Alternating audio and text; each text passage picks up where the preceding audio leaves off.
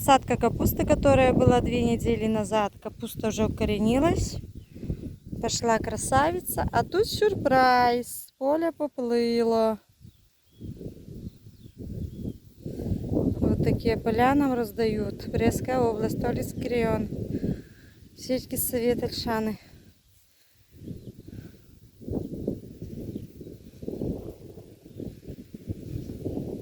Тут все плавало. С дождями все это грузне. Все плавает. Капуста вся плавает.